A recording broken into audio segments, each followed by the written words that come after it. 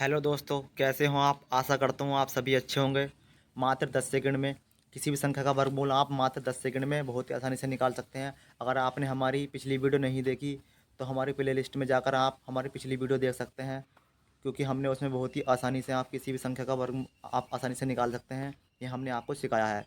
तो इस वीडियो में हम आपको बताएंगे कि किसी भी संख्या का वर्गमूल, अब हम वर्गमूल पर बात करेंगे, यानी किसी भी संख्या का वर्गमूल कैसे निकाला जा सकता है बहुत ही आसानी से। उसके लिए आपको बस 4-5 नियम याद होने चाहिए और आप किसी भी संख्या का वर्गमूल बहुत ही आसानी से निकाल सकते हैं बहुत ही कम समय में।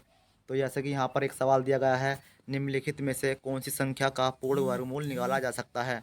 तो यहाँ पर ऑप्शन दिए गए हैं 2534, बी ऑप्शन दिया गया है 3646 और सी ऑप्शन दिया गया है 7898 और डी ऑप्शन दिया गया है 9604।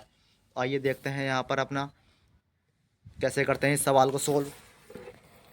चलते हैं सवाल की ओर। तो अगर आपको नियम याद हैं तो आप इस सवाल को बहुत ही आसानी से कर सकते हैं पेपर में। अगर आपको नियम याद नहीं है तो आपको कठिनाई होगी। तो आइए चलते हैं, पहले हम नियम याद कर लेते हैं और उसके बाद इस सवाल को सोल्व करते हैं। देखते हैं पहला नियम क्या क्या बोला गया है। पहले नियम में यदि किसी संख्या के इकाई के स्थान पर 0, 2, 3, 7 या 8 अंक है तो वह संख्या पूर्ण वर्ग नहीं होगी। यानी 0, 2, 3, 7, 8 इकाई के स्थान पर नहीं होने चाहिए। अगर ये हैं तो वह संख्या पूर्ण वर्ग नहीं है। नियम देखते हैं दूसरा दूसरा रूल क्या कहता है। यदि किसी संख्या में इकाई के स्थान पर 4 और दहाई में कोई विषम अंक है तो वह संख्या भी पूर्ण वर्ग नहीं होगी। जैसे यहाँ पर हमें दिया गया है 2334। यहाँ पर 2334 दिया गया है। यहाँ पर इकाई के स्थान पर 4 है और दहाई में एक विषम अंक दिया गया है, तो यह संख्या पूर्ण वर्ग नहीं होगी। आइए देखते हैं अपना तीसरा नियम है, यदि किसी संख्या में इकाई के स्थान पर 6 और दहाई के स्थान पर कोई सम अंक है तो वह संख्या भी पूर्ण वर्ग नहीं होगी। यहाँ पर दिया गया है जैसे कि 2446 दिया गया है। तो इसे हम इस नियम के आधार पर याद कर लेंगे। यानी यहाँ पर इकाई के स्थान पर 6 दिया गया है और दहाई के स्थान पर एक विषम सम अंक दिया गया है 4, तो यह संख्या भी पूर्ण वर्ग नहीं होगी।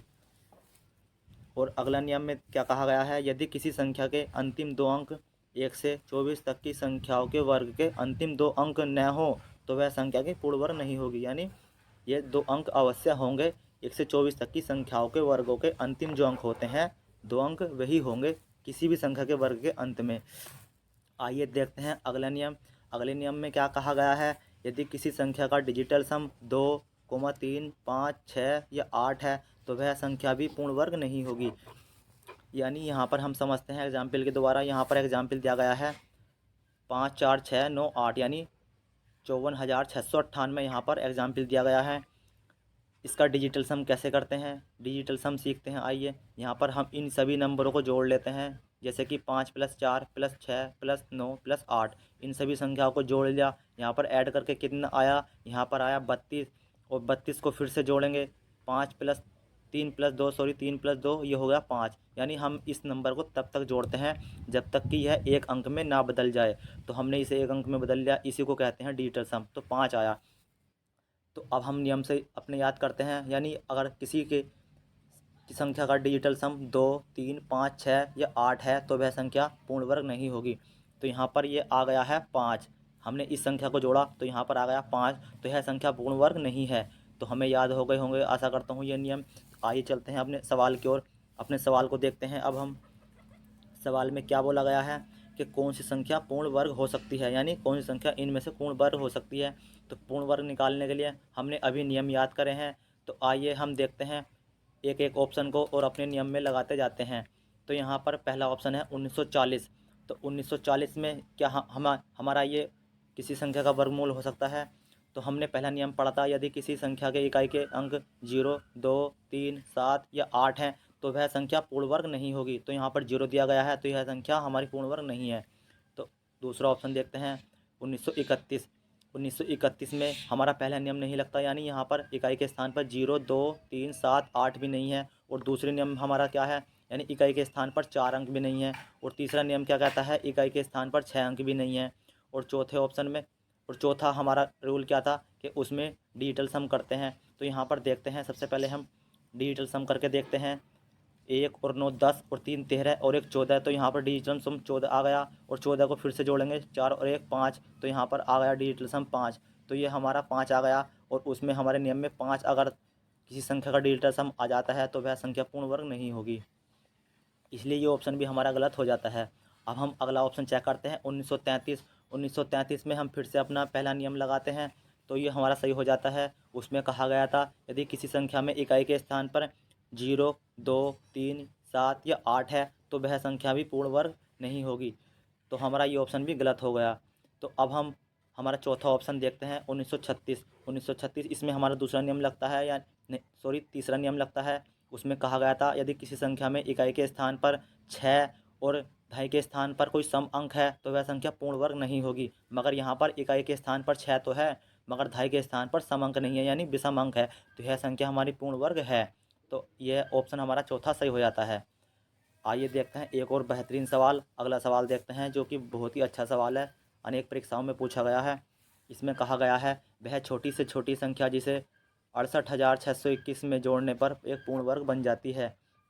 तो पहले ऑप्शन के अनुसार हम 5 जोड़ते हैं, 5 रखते हैं, यानी 621 में जब हम 5 जोड़ेंगे तो ये हो जाएगा 626। तो ये हो जाएगा 626। तो ये हो गया 626। और हम अब नियम देखते हैं अपना तीसरा। उसमें कहा गया था यदि किसी संख्या में इकाई के स्थान पर 6 और दहाई के स्थान पर कोई सम संख्या है तो वह संख्या पूर्ण वर्ग नहीं होगी, तो हमारा पहला ऑप्शन गलत हो गया। यहाँ पर तीसरा नियम लगता है। हम यहाँ पर देखते हैं 6 रखकर, अगर हम यहाँ 621 में 6 जोड़ेंगे तो ये हो जाएगा हमारा 627। तो यहाँ पर हमारा नियम कौन सा लगता है, यानी हमारे यहाँ पर पहला नियम लगता है। यानी यहाँ पर कहा गया था पहले नियम में यदि इकाई के स्थान पर 0 2 3 7 या 8 है तो वह कोई पूर्ण वर्ग नहीं होगी, तो यहाँ पर हमारा दूसरा ऑप्शन भी करता है। तीसरा ऑप्शन रखते हैं 8। 8 रखेंगे तो ये हो जाएगा हमारा 629। तो 629 रखते हैं। तो यहाँ पर हमारा ऐसा कोई नियम नहीं था कि जो बाद में 9 वाला हो, तो यहाँ पर हमें क्या करना है, यहाँ पर हमें डिजिटल सम करेंगे। तो यहाँ पर डिजिटल सम करते हैं, यानी ये था 6 8 0 621 629 सॉरी, ये हो गया 8 जोड़कर। तो अब हम इसका डिजिटल सम करते हैं। 6 और 8 14, 14 और 6 20 और 2 22, 22 और 9 कितना हो गया 31। 31 को हमसे फिर से जोड़ेंगे, 31 को हो जाएगा हमारा 3 प्लस 1, ये हो गया 4। तो यहाँ पर आ गया 4। तो अब हमारा यहाँ पर चौथा नियम लगता है। सॉरी गाइज़, यहाँ पर चौथा नियम भी नहीं लग रहा क्योंकि हमारे यहाँ पर पहला नियम ही, तो इस प्रकार यहाँ पर हमारा चौथा नियम भी नहीं लगता। तो हम देखते हैं अब चौथा ऑप्शन, चौथे ऑप्शन में रखकर देखते हैं। तो यहाँ पर 621 में हम जोड़ेंगे कितना, 621 में हम यहाँ पर 4 जोड़ेंगे तो यहाँ पर हो जाएगा 625। 625 जोड़ते ही हमारा यहाँ पर कितना बन जाएगा, यहाँ पर हमारा हो जाएगा, हम इसे पहले साफ़ कर लेते हैं स्क्रीन को।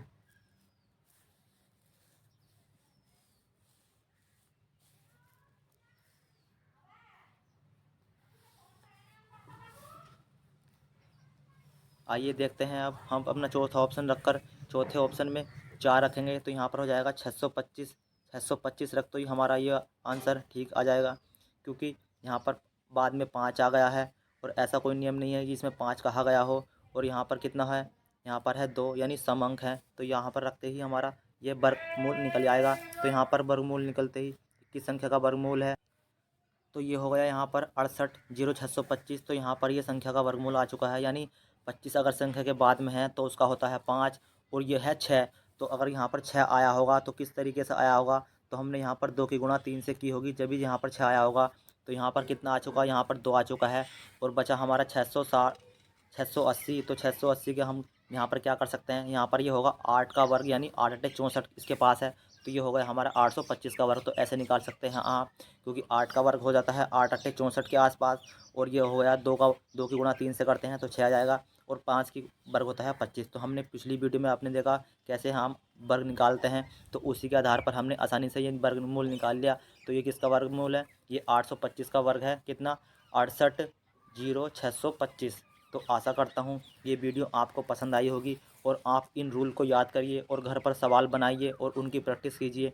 अब जब आप खुद ही सवाल बनाएंगे और उनकी प्रैक्टिस करेंगे तो आपको आसानी से समझ में आ जाएंगे। ये सारे रूल बहुत ही आसान रूल है, किसी भी सवाल में आप इन्हें अप्लाई कर सकते हैं जिसमें आपको वर्गमूल या वर्ग निकालने हो, बहुत ही आसान रूल है। तो आशा करता हूँ ये वीडियो आपको अच्छी लगी होगी। अगर ये वीडियो आपको अच्छी लगी तो कृपया लाइक करें, वीडियो को दोस्तों के साथ शेयर करें और हमारे चैनल को सब्सक्राइब करें। Thank you. जय हिंद, जय भारत।